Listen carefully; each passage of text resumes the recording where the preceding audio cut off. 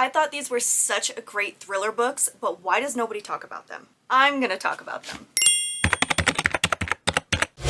What's up, friends? Welcome back to the channel. I have another thriller book recommendation for you guys today of books that no one talks about, but yet I thought they were great. So what do you do when you have read all of the popular thriller books and now you don't know what to do with yourself? You're gonna read these. I have 6 of them. Let's get right into it. First up, we have A Nearly Normal Family. This is by M.T. Edvardson. This is a great book. So great, in fact, I believe they actually made a Netflix series about this. Here we have a father who is a pastor, a mother who is a criminal defense attorney, and their 18-year-old daughter who has just been accused of murder. The story is told in 3 parts. One part is from each one of their points of view.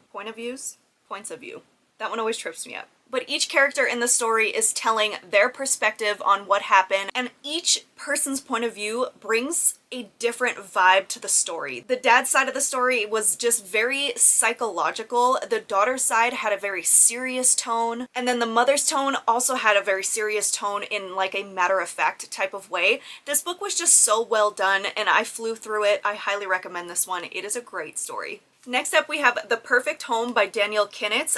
I never see anyone talk about this book. This book was so good. This one follows a husband and a wife who have their own home renovation TV show. They are very much in the public eye. One day the wife discovers some hidden files on the husband's computer where he has written out this really diabolical plot he has on his own family in order to boost their TV ratings and their celebrityism. This causes the wife to take their infant twins and go on the run, and now the entire public is focused on this situation. I just really thought this was a great thriller book. It's one of those ones that does a really good job of making you think which one of the characters is really mentally unstable. Next, I have one of my favorites, You Will Never Be Me by Jessie Q. Sutanto. This is an influencer thriller. Maybe these aren't for everybody, but they're for me. I love a good influencer thriller. These are just always so fun for me. And this one follows 2 best friends who are both very popular in the social media world. They're like mom influencers. One of the friends had her internet fame before the other one, and so she taught her friend everything that she knows to grow her career online so that they can together be mom influencers. But the jealousy in this gets very out of hand when her friend becomes more successful than she is. This leads to drama, this leads to cattiness, this leads to rifts in their friendships, and it's honestly just juicy. I always say that the best type of drama is the kind that you read in books because it has nothing to do with you and your real life. Another great book, honestly. I wish more people talked about this one. Next up, we have one, this is kind of a genre bender, okay? Bear with me on this one. It's The Devil and Mrs Davenport by Paulette Kennedy. In my opinion, this book was phenomenal. I call it a genre bender because, to me, this is definitely thriller, but it's also historical fiction, and it has bits of, like, magical realism in it. But the reason why I call it a thriller is because it still totally has that domestic thriller husband and wife vibe. It takes place in 1955, and we're following Loretta, who is a housewife, to a husband who is very, very religious and very, very strict. Suddenly, a girl in their town is murdered, and Loretta begins having these visions or hallucinations from beyond that connect back to the murder case. Her husband writes this off as being from the devil because, like I said, he's very religious, but Loretta goes behind his back and sees a parapsychologist in order to help dissect, like, what is going on in her mind. And so the husband is determined to put an end to this and cleanse his wife, but the wife is determined to find purpose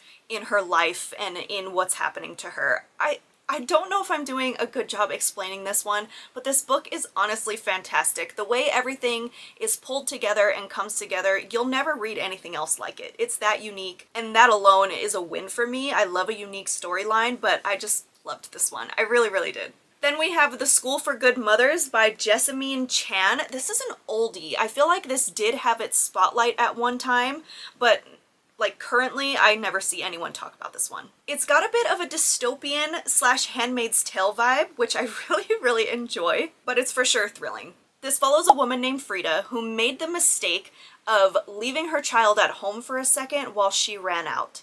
She gets caught doing this, so to speak. Her neighbor realizes that the child is crying and that there's no parent around. They call the authorities, and now Frida is being held basically for child neglect. But what happens to neglectful parents in this book is that they send them to the school for good mothers, where they keep them there. So instead of like sending them to jail, they send them to this school where they have to serve their sentence and they are taught how to be a good mother. And they cannot get their child back until like they get the clearance for having passed the program. This is the type of book, this is why I say it's like Handmaid's Tale vibes, because it's the type of book that will continue to make you madder and madder. It really will test the limits of your patience and your anger with the entire story, but because of that, I loved it. I love when a book can really draw out those like really passionate feelings for me, and this one totally did. I will say that it didn't end necessarily the way I wanted it to, but it was still overall a good book. It was still very memorable to me, and I still vividly remember the feelings I had while reading it, and so overall, for me, a good reading experience. But the ending, I wanted like the world to blow up at the end. That's how mad the book made me. Still, it is very unique, very fun, definitely worth the read. The next book that I have is The Safari by Jacqueline Goldis. I've talked about this one a time or two on my channel before, but I just feel like this book, it would be great for almost any thriller reader to pick up and give a try. This is a layered family drama, and it focuses on that trope where you have like rich people who just do crazy things. I'm sure there's a specific name for that type of trope, but whatever. You guys get it. So this one takes place on a luxury African safari resort. The family in this book has been coming to this resort for years as a family tradition. We have the mother, who is a famous CEO of a brand, and she is about to remarry. So she's inviting her close family members, her adult children, to come to this safari for her wedding. However, shortly after we get there, she is found dead. And so now the layers of the family drama are gonna come in. We're looking at the new husband, we're looking at the fiance, we're looking at the children, we're looking at the woman who has been like her assistant for as long as anybody can remember. We're even looking at the in-laws with side eyes. It's a good one. It's also just slightly over 300 pages, making it a pretty fast read. I was very invested in this the entire time. I also did listen to the audio of this one and thought the narration was great. Also, can we get a moment for this cover? This is absolutely stunning.